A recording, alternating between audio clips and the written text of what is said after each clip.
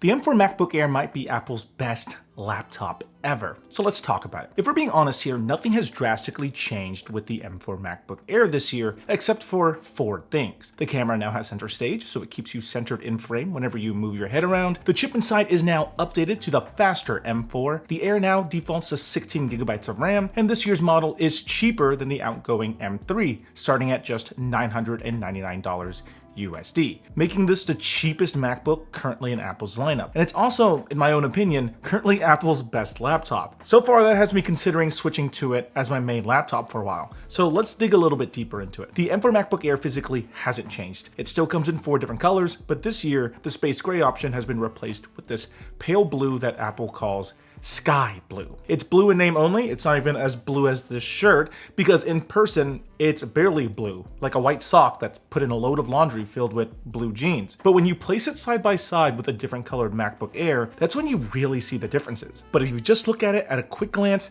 and in video, the sky blue looks barely blue and shifts between silver and light blue depending on your environment and lighting. It would have been really nice for them to switch these to the colors found on their iMacs, iPad Airs, or their iPhones, but this does push these MacBook Airs a little closer to those colorways. We deserve fun and interesting laptops. The M4 MacBook Air is still as light as ever, and the design is just a flat slab with rounded corners. I really like the weight and shape of these devices because it just feels peak laptop. You know what I mean? Like, how can you make these any thinner or feel any more premium physically?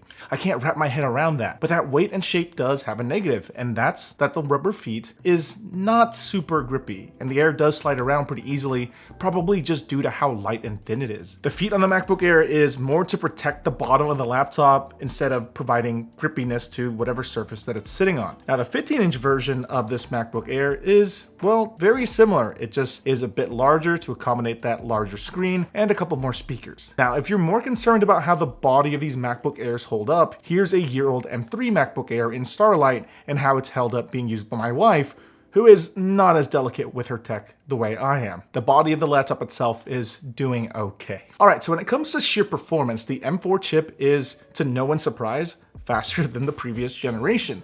But in casual usage, you won't really feel a big difference if you've used any other M series Macs. With the M4, you do get an interesting new feature, and that's the ability to connect the MacBook Air to 2 displays and still use the laptop screen with it. With the M3, you had to close the lid to use 2 displays, and the M1 and M2 had only single external display support. So now the M4 Air is suited for people who like to overwhelm their eyeballs and cover their entire field of view with screens. That's me. The MacBook Air also runs pretty cool, just web browsing, video watching, but it does get warm during video editing. You can play some light games on the M4 MacBook Air, and it's okay, though I don't personally recommend it, but if your goal is gaming, macOS still isn't the right choice for that right out of the box. There's just very limited options and some effort required to work around those limitations. Now, the only real performance issues I saw with the M4 MacBook Air was that when I was editing a longer than 15-minute 4K video with color grading and other adjustments, Final Cut Pro decided to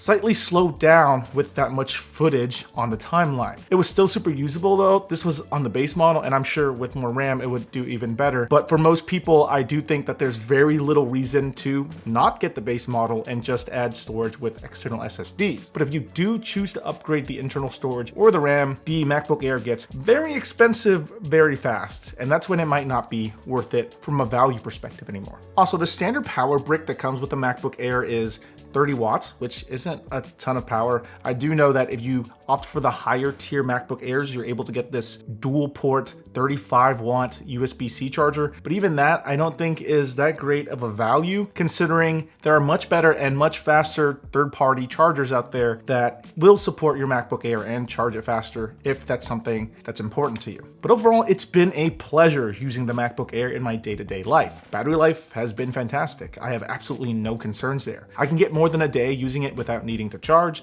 The form factor makes it easy to carry in my backpack and to use on my lap since it's light and stays pretty cool during everyday tasks. The keyboard and trackpad feels very familiar to anyone who's used a Mac within the last 10 years, to the point that I sometimes prefer using the trackpad over a mouse. So I really enjoy using this laptop. It's pretty hard to describe. It feels like the complete package and very solid when you're carrying it around. So I mean this when I say this, but I can't come up with a complaint for this thing that isn't a minor nitpick. So I guess I'm gonna go and nitpick a bit. I do wish that there was a USB-C port on the right side so that you're not forced to plug everything into the left side, which might impede people who are left-handed from using a mouse because cables can get in the way. And plus, having a USB-C port on the right side would give you more versatile charging locations. And it would also have been kind of nice to have an SD card reader built in, but that's about it. I'm out of nitpicks. I have very few things to complain about this laptop. That's how little issues I find with it. Okay, so since I think that this is such a complete package,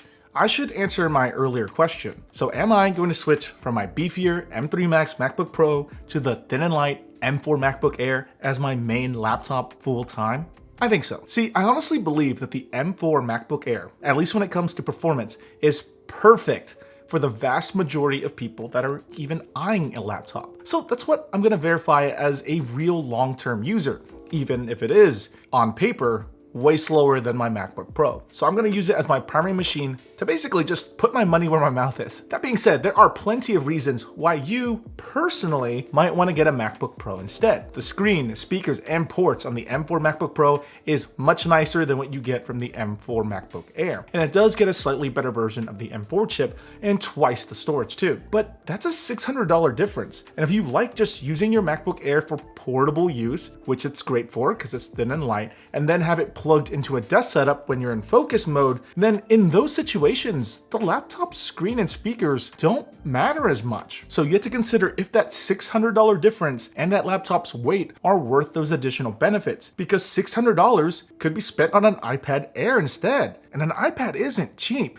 At the end of the day, it's up to you to decide for yourself on that front. But I will say that the MacBook Air display and speakers aren't bad for a laptop either. You're just paying for something even nicer with the pros. I truly believe that the M4 MacBook Air is the best value MacBook Apple has ever released, hands down. And that's not because the price of these things dropped to just $1,000. It's because even after it got this new price, these things have already gotten some nice sales going on, dropping the price on the M4 Air even further. And it also drops the price on older refurbished models of the MacBook Air too. You can get a perfectly capable M2 MacBook Air with the same design and 90% of the features for about $700. So this M4 MacBook Air makes its older siblings more affordable too. And I'm totally here for that. The cheaper computers get, the more we as consumers benefit. So I guess at this point, it's conclusion time. The M4 MacBook Air genuinely does absolutely nothing significantly new. It is the typical MacBook Air yearly spec bump with some nice little tweaks and refinements that surprisingly lowers the price tag as well, making the M4 MacBook Air the most complete MacBook you can get from Apple ever at this price point, and makes it even easier to get into the Mac ecosystem by lowering the price of older used M series MacBook Airs. I truly think that this is the best value MacBook you can get right now. It's got everything anyone could need.